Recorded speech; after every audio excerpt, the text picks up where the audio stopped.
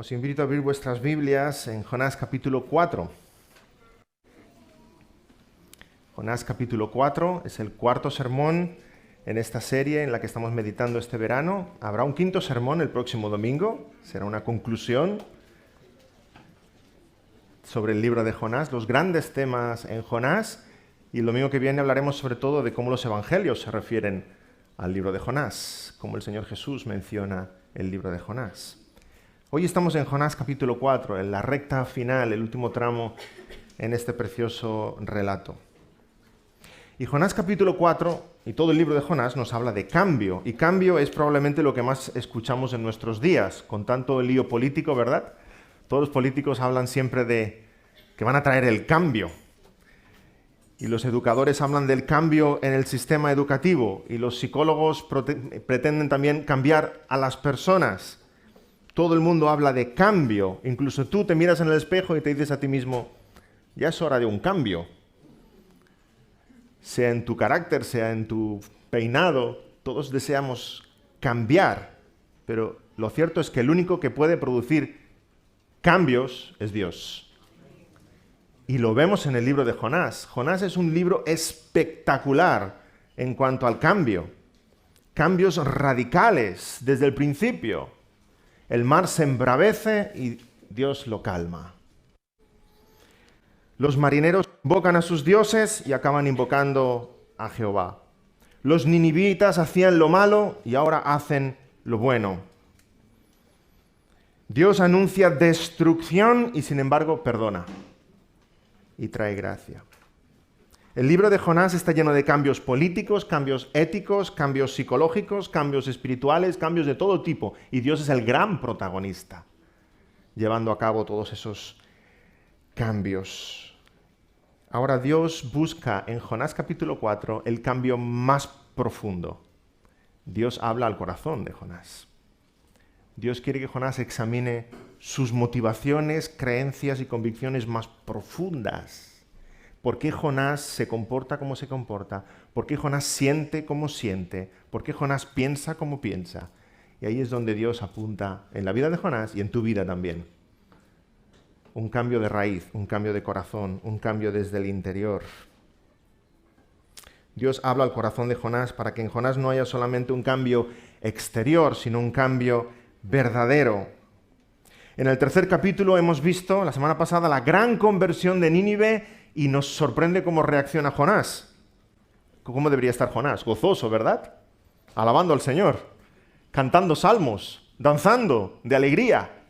Sin embargo, Dios convierte toda la ciudad de Nínive en Jonás capítulo 3 y fijémonos cómo empieza el capítulo 4. Pero Jonás se apesadumbró en extremo y se enojó. Otra traducción dice, pero esto desagradó a Jonás en gran manera y se enojó. Literalmente del hebreo diríamos, y esto entristeció a Jonás con un mal grande y se enojó. Vaya, el profeta de Dios, después de la conversión de los ninivitas, reacciona así. Este es un libro de emociones muy fuertes. Si en vez de leer el libro de Jonás pudiéramos escuchar el libro de Jonás, oiríamos gritos, llantos, lamentos, risas, ¿sí? Emociones muy fuertes. Recordemos que hace poco veíamos a Nínive y a su rey tristes y arrepentidos y clamando al cielo. Más adelante vamos a ver a Jonás gozoso porque Dios le ha dado una calabacera, riendo. Y después veremos a Jonás deprimido, abatido, triste, enfadado. Entonces, cuando en este momento, en este enfado, porque Dios ha salvado a Nínive, Dios le hace esta pregunta, ¿haces tú bien en enojarte tanto? Versículo 4. Jonás se enoja profundamente y Dios le pregunta, ¿haces tú bien en enojarte tanto? Y aquí el libro de Jonás nos introduce un tema que nos toca a todos, la ira. Hermano, ¿te airas? No levantemos las manos, no hace falta. Y si te airas, ¿por qué te airas? ¿Te lo has preguntado? Si te airas, ¿por qué te airas? Dios le está haciendo esta pregunta a Jonás y nos la está haciendo a nosotros. Jonás, ¿haces bien en enojarte de esta manera? Le está diciendo, Jonás, ¿qué hay en tu corazón? En el mío hay gozo, porque Nínive se ha arrepentido. ¿En el tuyo qué hay? ¿Tristeza? ¿Enfado? ¿Y por qué esa tristeza y ese enfado? ¿Qué quiere decir Dios con esta pregunta? Hermanos, la ira en sí mismo no es pecado. Dios nos ha creado con emociones y somos seres emocionales. Podemos sentir tristeza, podemos sentir alegría, podemos sentir ira. El problema es qué es lo que motiva esa ira. ¿Qué es lo que provoca esa ira? El personaje bíblico que más se aira en la Biblia es Dios. Dios mismo se aira, pero su ira es santa, su ira es justa, su ira es perfecta. Leemos en Juan 3:36, el que cree en el Hijo tiene vida eterna, pero el que rehúsa creer en el Hijo no verá la vida, sino que la ira de Dios está sobre él. Dios se aira, pero su ira es santa, es justa, es perfecta. La tuya y la mía no. Nuestra ira es egoísta. Nuestra ira es egocéntrica. Dice Juan Calvino que al menos pecamos 3 veces cuando nos airamos. Primero, porque las razones son egoístas. Segundo, porque no somos capaces de controlar la ira. Tercero, porque al airarnos herimos. O sea que cada vez que nos herimos, pecamos 3 veces. El Señor Jesucristo se aira en los evangelios, ¿recordáis? Cuando han puesto aquellas mesas los cambistas y están haciendo negocio en la casa del Señor. Se aira no solo porque han convertido en cueva de ladrones la casa del Señor y han puesto aquellos tenderetes o aquel mercado, sino que el patio del templo era el lugar donde los gentiles podían entrar a orar. Estaban privando del acceso al patio del templo, o sea, estaban privando el acceso a los gentiles a adorar al Señor. Y habían convertido el patio en un mercado. El Señor Jesús se aira, pero su ira es noble, es santa, es justa, es motivada por un celo por la casa del Señor y por la gloria de Dios. Las emociones en sí mismas no son pecado, pero aquello que motiva esas emociones puede ser pecado. Tú puedes estar muy contento y estar pecando. Claro, si estás contento porque al vecino que te llevas tan mal con él se ha caído y se ha roto una pierna, estás contento y estás pecando, ¿sí? Pero puedes estar contento y ser una alegría santa. Estás contento porque has podido hablar del Evangelio con aquel vecino. Lo mismo con la tristeza. Puedes estar triste y estar pecando. Porque lo que hay en tu corazón es envidia, es enojo, es ira, Puedes estar triste y no estar pecando. Porque es una tristeza motivada por alguna desgracia en tu vida, ¿sí? Las emociones en sí no son pecado. Lo que hay en el corazón es lo que es pecado. En el corazón puede haber muchas idolatrías. ¿Qué es lo que mueve tus emociones? Si sientes emociones muy fuertes, seas cuales seas, ¿qué es lo que empuja, qué es lo que mueve esas emociones tan fuertes en tu corazón? Ahí va la pregunta de Dios. Le está diciendo a Jonás, Jonás, ¿haces bien en enojarte de esta manera? Jonás, ¿qué hay detrás? Jonás, examina tu corazón. Jonás, yo estoy gozoso, ¿por qué no estás gozoso conmigo? Jonás, ¿qué hay en tu interior? Por eso la palabra de Dios nos exhorta continuamente a controlar nuestra ira. Airaos, pero no pequéis. No se ponga el sol sobre vuestro enojo. Y Proverbios 29, el necio da rienda suelta a toda su ira, mas el sabio al fin la sosiega, la controla. Las emociones no son pecado en sí, pero lo que hay en el corazón sí puede ser pecado. Dios invita a Jonás a examinar su ira. Y cuando le hace esa pregunta a Dios, ¿haces bien en enojarte tanto? Antes de esa pregunta de Dios, Jonás ya está confesando el porqué de su ira y su tristeza. Vamos a leer los versículos 2 y 3.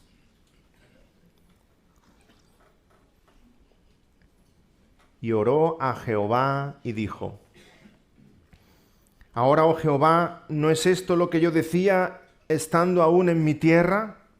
Por eso me apresuré a huir a Tarsis, porque sabía yo que tú eres Dios clemente y piadoso, tardo en enojarte y de grande misericordia, y que te arrepientes del mal.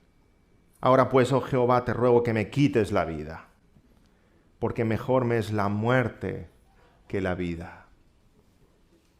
Qué oración tan bonita. Qué diferente esta oración de Jonás de aquel clamor desde el vientre del pez, ¿verdad? En el vientre del pez, Jonás estaba dando gracias y alabando al Señor por su misericordia y ahora está reprochándole a Dios que tenga misericordia. O sea que cuando la misericordia es para contigo, muy bien, ay, gracias Señor. Pero cuando la misericordia es para otros, mejor me quiero morir, no puedo contemplar esto. Jonás se está comportando como ese niño pequeño malcriado que le das un caramelito y dice, ¡ay, gracias! Y te giras y le das un caramelito a un niño desconocido que pasa por ahí y el otro responde, ¡no! ¡Es mío! Esto es lo que está haciendo Jonás. Mientras la misericordia será para él, sea para Israel, sea para... Porque, claro, Jerusalén tiene el copyright de Dios, ¿verdad? Es para ellos. Pero cuando Dios es bueno para con fuera, con esos paganos, con esos inmorales, con esos... Pero por favor, esto es inadmisible. Antes la muerte. No puedo contemplar esto, dice Jonás. Dios tiene que trabajar mucho en el corazón de Jonás, como tiene que trabajar mucho en el tuyo y en el mío. A pesar de su gran enojo, Jonás ora y Jonás dice por qué está enfadado. Ya sabía yo que tú eres clemente y piadoso. Dios es bueno, por eso Jonás está enojado. Y acaba de salvar a 120.000 personas, 120.000 paganos, 120.000 gentiles, 120.000 enemigos de Israel. Y así como Jonás estaba agradecido cuando la misericordia fue con él, ahora su oración es una gran queja, un gran lamento. Jonás está triste y airado y triste. Tiene una ira triste o una tristeza airada, como queráis. Porque la tristeza y la ira, hermanos, son hermanas gemelas, si me permitís. Cuando algo nos frustra profundamente, o respondemos en ira o respondemos con tristeza. Claro, no queda muy bien que Jonás responda con ira hacia el Dios al cual supuestamente sirve, ¿verdad? Así que esa ira se la traga y se convierte en una profunda depresión, una profunda tristeza. Cuando no podemos expresar esa ira, se convierte en una profunda tristeza. Me gusta compararlo con un volcán. El volcán en erupción es la ira, ¡pum!, sale toda la lava y tapa a todos los que están alrededor. Pero si ponemos una gran roca sobre ese volcán y ese volcán no puede expulsar la ira, no puede expulsar la lava, se la traga hacia adentro. Esto es lo que pasa con Jonás. Tiene una profunda tristeza porque no puede hacer nada con esa ira. Es contra Dios y además ya está hecho. No se puede cambiar. Nínive se ha arrepentido. Profunda tristeza hasta el punto de desear la muerte. Qué contraste, ¿verdad? Decíamos, el libro de Jonás está lleno de emociones fuertes. No es la primera vez que sale la tristeza. Hace poco, el capítulo anterior, hemos visto la gran tristeza de Nínive. Los ninivitas están tristes en un profundo lamento. El corazón del rey está triste y el de los ninivitas, y hay arrepentimiento, claman al cielo, claman a Dios, porque son conscientes de su ofensa, conscientes de su pecado. Los ninivitas estuvieron en luto y clamaron al Señor, y Dios les perdonó. Tenemos la tristeza de los ninivitas, y por otro lado tenemos ahora la tristeza de Jonás, pero es otra tristeza. Es una tristeza egoísta. Es una tristeza no de arrepentimiento y dolor por ofender a Dios, la tristeza de alguien que no tiene lo que quiere, la tristeza de alguien que no se sale con la suya, la tristeza de alguien que ve que el mundo no es como él desea. Jonás está enojado con Dios. Así que, hermanos, tenemos dos tristezas. No hay una tristeza, hay dos tristezas. Una tristeza que agrada al Señor y una tristeza que desagrada al Señor. Una tristeza que nos mueve a la santidad, a la obediencia, a la devoción. Una tristeza que nos aleja del Señor, una tristeza egoísta. La tristeza que el mundo necesita es la tristeza de los ninivitas. La tristeza que tú necesitas en tu vida es la tristeza de los ninivitas, de profundo pesar y arrepentimiento al ver tu vida y ver la santidad tan grande de Dios y cómo necesitas de su misericordia. Necesitamos menos de la tristeza de Jonás, más de la tristeza de Nínive. Necesitamos menos de la tristeza de Judas, que lloró amargamente. Necesitamos más de la tristeza de Pedro, que lloró amargamente, pero acudió a los pies de Cristo. 2 Corintios 7:10 nos describe dos tristezas, la de Nínive y la de Jonás, porque la tristeza que según Dios produce arrepentimiento para salvación, de que no hay que arrepentirse, pero la tristeza del mundo produce muerte. Que tu tristeza, querido hermano, sea la primera, la de Nínive. Es la que nos lleva por la senda estrecha. Es la que nos lleva a dejar nuestros pecados atrás. Jonás ora al Señor. Nínive se convierte, Jonás se frustra, Jonás está irado, Jonás está triste y Jonás ora. Pero ¿qué oración? ¿Qué oración? No ora dando gracias a Dios por su misericordia. Vamos a ver varias cosas que hace mal Jonás en su oración. En primer lugar, Jonás usa su oración para excusarse delante de Dios. Cuidado, hermanos, cuando oramos. No, Señor, si ya te decía yo que eso es lo que está haciendo Jonás. Usa la oración para excusarse delante de Dios. Por eso te desobedecí y me quería ir a Tarsis. ¿Te das cuenta ahora? ¿Te das cuenta? Como yo hacía bien. No, he seguido tu plano al final, pero es que mi idea era mejor. Porque sabía yo que ibas a salvarles. Señor, quería huir exactamente por esto. ¿Ves? Y al final ha pasado lo que yo me temía. ¿Ves cómo yo tenía motivos? ¿Ves cómo yo tenía razón? ¿Ves ahora, Señor, que hacía bien yo en huir? No tuve más remedio. Mira lo que ha pasado. Jonás está diciéndole a Dios, con toda la desfachatez del mundo, que su plan era mejor que el plan del Todopoderoso. Y que si había desobedecido, había razones justas para ello. Nos excusamos, hermano, ¿te excusas delante de Dios? Cuando en tu mente estás pensando en desobedecer al Señor y finalmente el Señor envía una ballena y envía todo, he dicho una ballena, un gran pez, etc. Y realmente te vuelve a encaminar por la vereda que Él quería y las cosas no salen bien o no salen como tú te pensabas, levantas la oración de Jonás y dices, si ya hacía yo bien con hacerlo a mi manera, ¿qué lo ves, Señor? ¿Aquí es donde me querías traer? Sean cuales sean los resultados en tu vida, Dios siempre tiene razón. Su plan siempre es el bueno. Él siempre es santo. Él siempre sabe la verdad. No uses tus oraciones para excusarte delante de la presencia de Dios. En segundo lugar, usa la oración para decirle a Dios que Él estaba equivocado. Como Adán, ¿recordáis cuando Dios viene a exhortar a Adán, Eva y la serpiente? La excusa de Adán. No, la mujer que tú me diste es la que me dio a comer. No es por nada, tú me la diste, yo no te la pedí. La mujer que tú me diste, o sea, Adán está de algún modo echándole la culpa a Dios por las circunstancias presentes. Lo mismo es lo que está haciendo aquí Jonás. Todo esto es por tu causa, Señor. Tú es lo que querías y hasta aquí nos has traído. El versículo 2 es realmente curioso. Parece que Jonás está usando las mismas palabras que Moisés en Éxodo 34. Cuando Moisés ve el pecado del pueblo de Israel al bajar de Sinaí, Moisés rompe las tablas de la ley. Moisés regresa de nuevo al monte para interceder por su pueblo. Moisés dice lo siguiente en Éxodo 34:6. Jehová, Jehová, fuerte, misericordioso y piadoso, tardo para la ira y grande en misericordia y verdad, que guarda misericordia a millares, que perdona la iniquidad, la rebelión y el pecado. Moisés está intercediendo delante de Dios por ese pueblo para que Jehová no los destruya. Y ahora Jonás usa las mismas palabras de Moisés para echarle en cara a Dios que es misericordioso, que es paciente, que es bondadoso.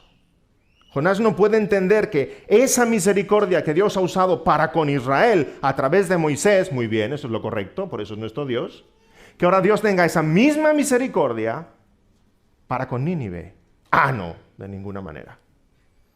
Ya sabía yo que tú eras ese Dios al cual clamaba Moisés. Misericordioso, tardo para airarse, bondadoso.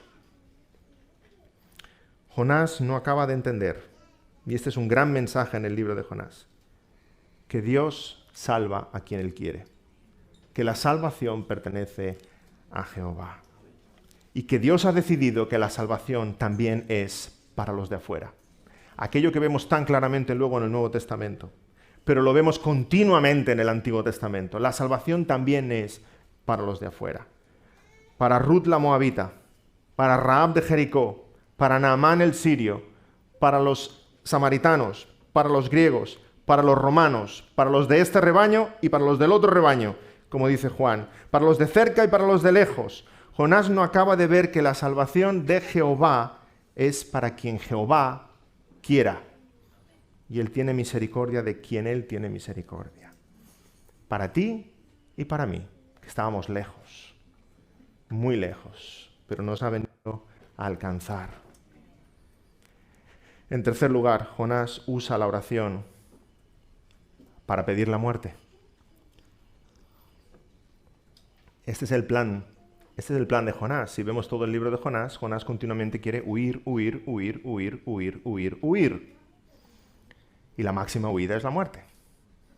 Desaparecer, no ver más lo que tienes delante de tus ojos. Ya deseó la muerte cuando estaba en el barco y los marineros le echaron por la borda.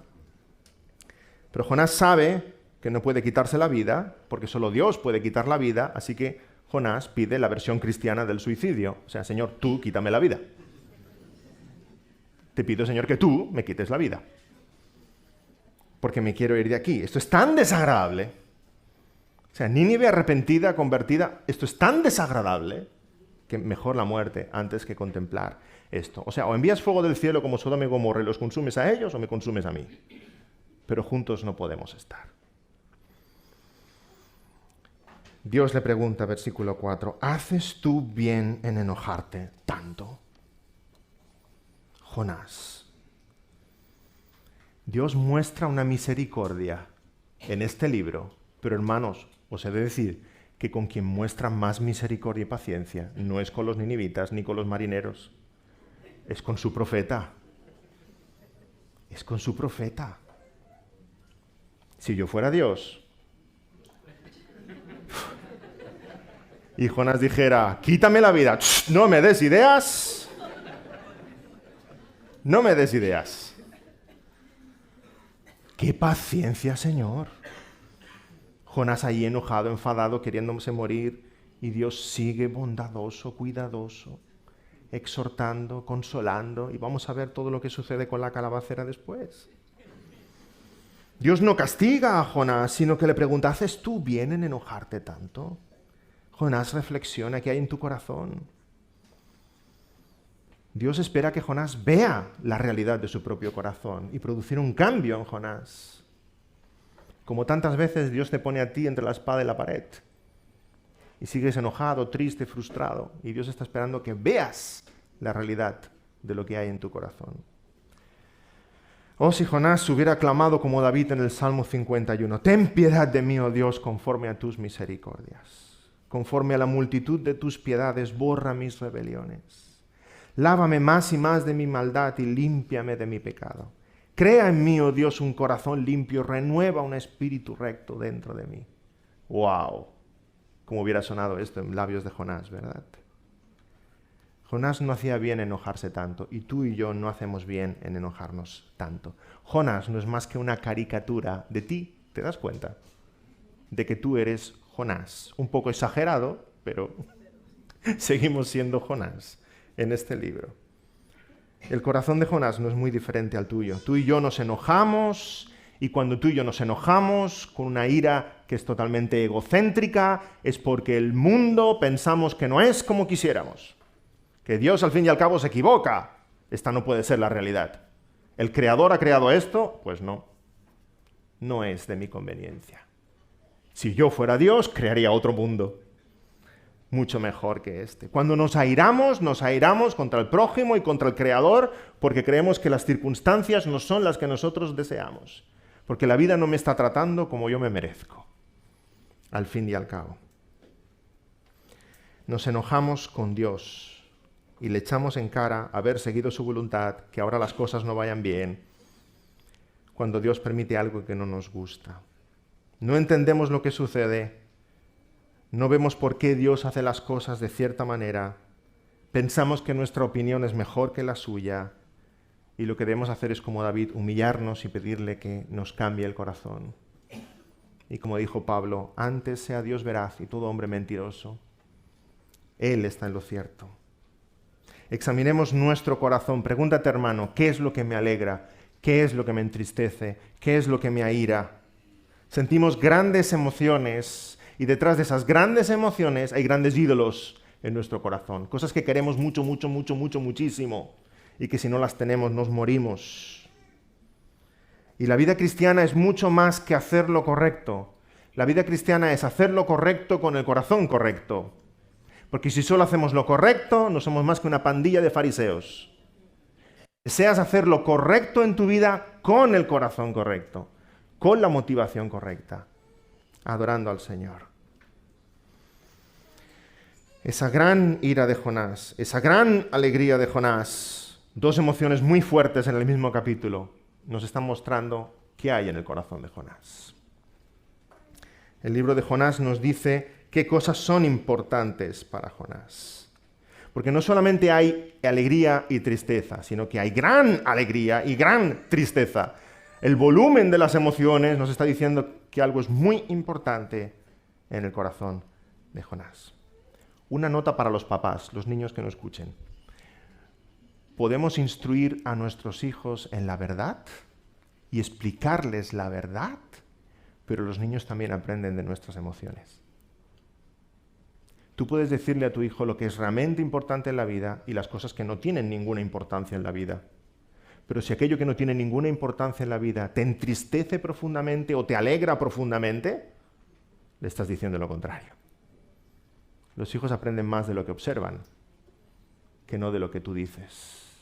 Así que adora a Dios con tu lengua y adora a Dios con tus emociones. Que tu tristeza sea para la gloria de Dios, que tu ira sea para la gloria de Dios, que tu alegría sea para la gloria de Dios. Grandes emociones en el libro de Jonás y grandes contrastes, tremendos contrastes. Hemos leído en el versículo 1, Jonás tuvo una gran tristeza, una tristeza muy grande.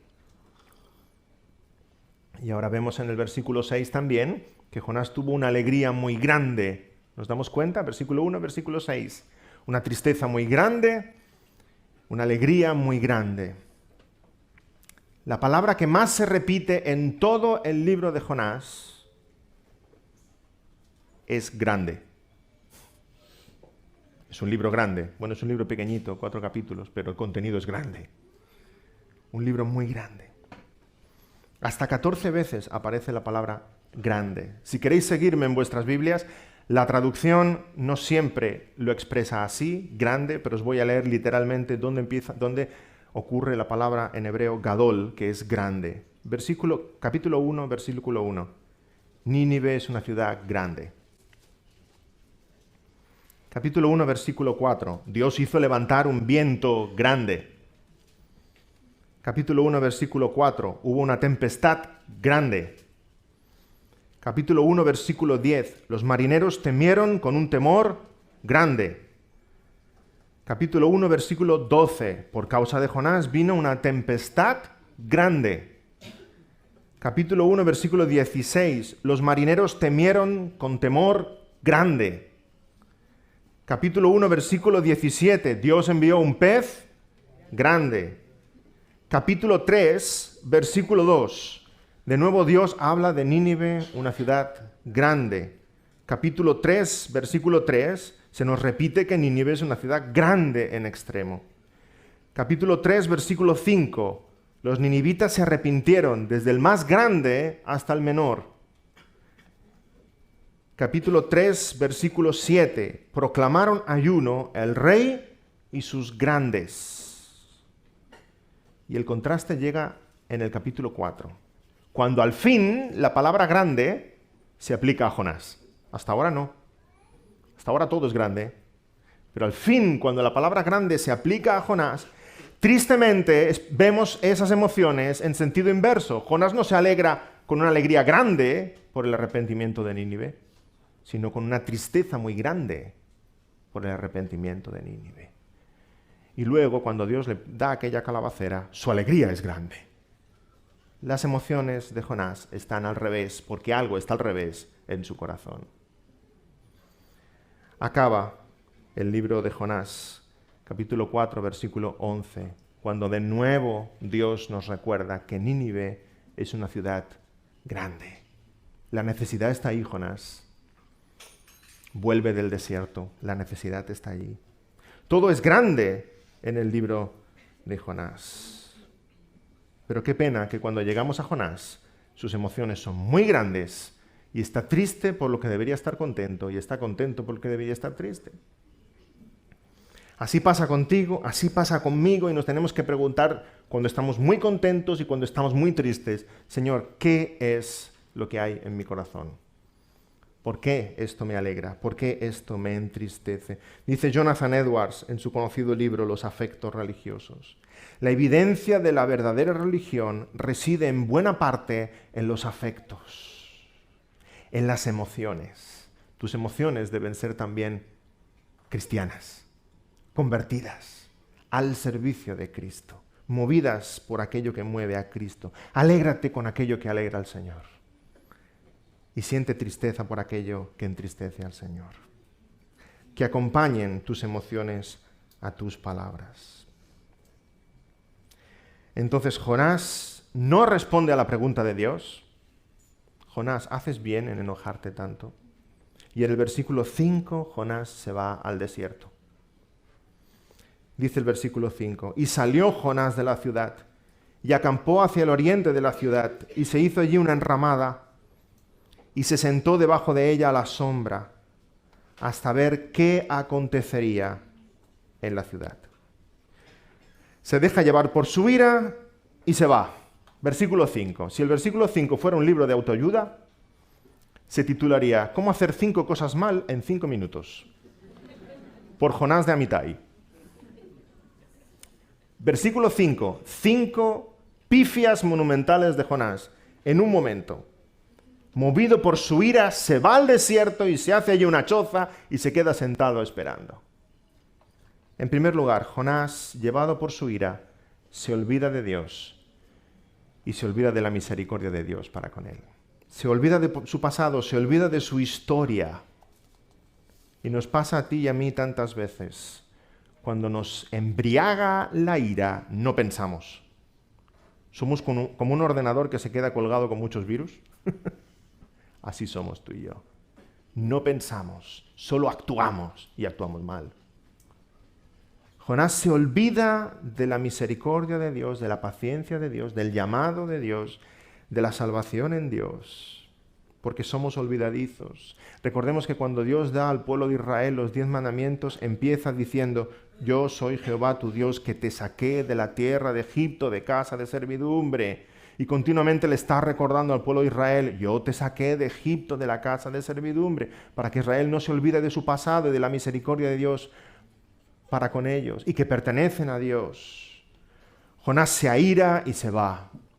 Se olvida de quién es y a quién sirve, y se olvida de todas las bendiciones de Dios. En segundo lugar, Jonás, movido por la ira, ve el pecado de los otros, pero no ve el suyo. Eso nos pasa a nosotros cuando nos dejamos llevar por la ira. O solo me pasa a mí. El otro lo hace todo mal. O sea, tengo el 100% de la razón. Es espectacular. Jonás ve el pecado de los otros, pero no ve el suyo. No se da cuenta de que él es el primer pecador con el cual Dios ha tenido misericordia. Y nos es tan fácil caer en lo mismo. Examinemos nuestro corazón. Puede que estés cayendo en lo mismo ahora, si estás escuchando este sermón y lo estás desviando hacia el lado. Esto es para mi marido. Esto es para aquel hermano. A ver si escucha. ¿Solamente tienes presente el pecado de los demás? No, este sermón es para ti. Dios está hablando a tu corazón en esta mañana. Dios está preocupado por cambiarte a ti y tú deberías estar preocupado por lo mismo, por cambiarte a ti. Pues no tienes acceso al corazón del vecino, pero con este tienes mucho trabajo. Dios está preocupado por cambiarte a ti. Saca primero la viga de tu ojo y verás bien para sacar la viga del ojo, la paja del ojo de tu hermano. En tercer lugar, Jonás abandona su misión. ¿Quién le ha dicho a Jonás que se ha acabado el trabajo? Jonás abandona su misión, se va al desierto y se monta una choza. ¿Quién le ha dicho a Jonás que el trabajo está acabado? Abandona a medias, porque no responde a sus expectativas, porque no le gusta lo que está pasando. No hacemos eso ni en nuestros trabajos laborales, ¿verdad? Tenemos un día malo y nos vamos. Jonás se va. Jonás se va. Abandona lo que Dios le ha dado, pero Dios tiene un plan. Y nosotros hemos de ser fieles en ese plan. Y Dios no te da permiso para irte al desierto y montarte una choza. Mientras estemos aquí, estamos en el plan de Dios y obedeciendo a Dios. Y habrá grandes bendiciones y habrá grandes dificultades, pero la iglesia del Señor continúa. Jonás no tiene permiso para irse. En cuarto lugar, Jonás sale de la ciudad y se monta su propia choza para él. ¿Nos damos cuenta de lo ridículo que es? O sea, Dios acaba de salvar a una de las ciudades más grandes de la humanidad en aquel tiempo y Jonás se va fuera a montarse una barraquita con 4 cañas. ¿Nos damos cuenta de lo ridículo que es? Después de la conversión de Nínive, ¿cuántas familias hay en esa ciudad que quieren alojar a Jonás? Que quieren tener a Jonás para cenar, que quieren charlar con Jonás, que quieren aprender más del Dios de Jonás, que quieren saber cómo comportarse y cambiar sus vidas. Se ha convertido en la ciudad más grande del mundo y Jonás debiera estar ahí, pero Jonás se va porque no le gusta el plan de Dios. El orgullo y la ira de Jonás separa a Jonás de los que ahora son sus hermanos. Y de golpe en Nínive hay 2 iglesias. Una iglesia de 120.000 ovejas sin pastor y una iglesia con un pastor sin ovejas. ¿Ridículo? Mucho. Mucho. Jonás se va porque él quiere fundar la iglesia verdadera, superortodoxa. Y no quiere juntarse con aquellos. Es tan patético, pero tan real y tan actual. Tan patético. Hermanos, no somos llamados a hacer nuestra obra, sino la obra de Dios. No somos llamados a cambiar la iglesia a nuestra imagen y semejanza, sino a imagen y semejanza de Dios. No somos llamados a abandonar cuando la convivencia es costosa, sino a soportarnos con paciencia los unos a los otros, solícitos en guardar la unidad del Espíritu en el vínculo de la paz. Efesios 4:2. No somos llamados a murmurar y dividir, sino a unir y trabajar juntos en el cuerpo de Cristo. Jonás está haciendo lo que ningún cristiano debía hacer. La iglesia no me gusta, así que me voy al desierto y me monto mi choza. En quinto lugar, Jonás sale de la ciudad para hacer de espectador. Dios le ha llamado a ser actor en todo esto y Jonás prefiere ser espectador, sentarse y contemplar, a ver qué pasa con Nínive. A lo mejor Dios aún las destruye. Está esperando Jonás una nube negra encima de Nínive, que caigan rayos y consuma el fuego la ciudad. Dios te ha llamado a ti y a mí no a ser espectadores, sino a ser actores en su obra. Hay una misión y un plan por delante. Dios quiere que Jonás cambie y Dios no le explica una parábola para ilustrar lo que está pasando. Dios escenifica una parábola alrededor de él. Es una parábola viva lo que Jonás vive ahora con la calabacera. Versículos 6 al 8. Y preparó Jehová Dios una calabacera, la cual creció sobre Jonás, para que hiciese sombra sobre su cabeza, y le librase de su malestar. Y Jonás se alegró grandemente por la calabacera. Hombre, Jonás está contento. Pero al venir el alba del día siguiente, Dios preparó un gusano, el cual hirió la calabacera y se secó. Y aconteció que al salir el sol, preparó Dios un recio viento solano, y el sol hirió a Jonás en la cabeza y se desmayaba. Y deseaba la muerte, diciendo: mejor sería para mí la muerte que la vida. A pesar de la terquedad de Jonás, Jonás recibe un regalo de parte de Dios, una calabacera. Y se alegra mucho. Le da sombra en medio del desierto. Vemos otra vez la misericordia del Señor, un pequeño regalo de parte de Dios. Una calabacera. Y Jonás se alegra con gran gozo. Vemos al fin la sonrisa de Jonás. En medio de su amargura, depresión, Dios le regala una planta y Jonás se alegra. Se alegra con una cosa pequeña. Se alegra con una cosa que no dura. Se alegra con una cosa que va a tener por un tiempo. Pero se alegra grandemente. Hermanos, no hacemos mal en alegrarnos con las bendiciones del Señor. El Señor pone muchas calabaceras en tu vida. Alégrate. Gracias, Señor, por esta calabacera. Pueden ser 1000 cosas. El problema no está en alegrarnos con las bendiciones de Dios. El problema está en alegrarte mucho con las bendiciones de Dios y no alegrarte con servir a Dios, con amar a Dios, con obedecer a Dios. Y eso es lo que está pasando con Jonás. Le da la espalda al Señor, huye y esa calabacera ahora mismo es su ídolo, es lo más importante en el mundo. Adora la calabacera. Hay bendiciones en nuestra vida y hemos de ser agradecidos y alegrarnos con las bendiciones del Señor en nuestra vida, pero las bendiciones de Dios en nuestra vida nunca pueden ser sustitutos del verdadero deleite y el verdadero gozo en nuestra vida, que es servir a Dios. Porque las calabaceras duran poco. Sea cual sea la bendición que Dios haya traído a tu vida, como la calabacera se va a secar. Igual como Dios te ha bendecido con algo, Dios puede enviar un pequeño gusano y aquello se acabó. Y si tu vida gira alrededor de la calabacera y lo más importante en tu vida es la calabacera, cuando la calabacera no está, sucede como a Jonás, me quiero morir. La vida no tiene sentido. No idolatres las bendiciones de Dios. Adora al Dios que te da esas bendiciones. Dios hace crecer la calabacera. Dios también envía un gusano. Dios es el que da las bendiciones en tu vida. Dios es el que quita las bendiciones en tu vida. Igual como Él es sabio en darte, Él es sabio en quitarte aquello que sabe que te tiene que quitar. El gusano muerde la planta y se seca y se muere. Y además Dios envía un viento del desierto que hace que Jonás se desmaye y desee la muerte. Mejor sería para mí la muerte que la vida. Si Jonás hubiera reaccionado como Job, lo perdió todo Job, no perdió una calabacera, perdió mucho más. Todo. Y sin embargo, exclama, desnudo salí del vientre de mi madre y desnudo volveré allá. Jehová dio y Jehová quitó, sea el nombre de Jehová bendito. No pongas tu confianza en el trabajo, en la salud, en el dinero, en la familia, en los recursos, en los estudios, en la pareja ideal, en los hijos. Todo viene y se va, viene y se va. Como una calabacera se seca. Pon tu confianza solamente en el Señor. Pon los ojos en Cristo, que es la roca firme que permanece para siempre. Y no hagas un ídolo de ninguna cosa que Dios haya puesto en tus manos.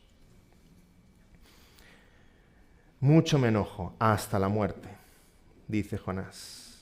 Versículos 9 al 11. Entonces dijo Dios a Jonás, ¿tanto te enojas por la calabacera? Y él respondió, mucho me enojo hasta la muerte. Y dijo Jehová, ¿tuviste tú lástima de la calabacera, en la cual no trabajaste, ni tú la hiciste crecer, que en espacio de una noche nació y en espacio de otra noche pereció?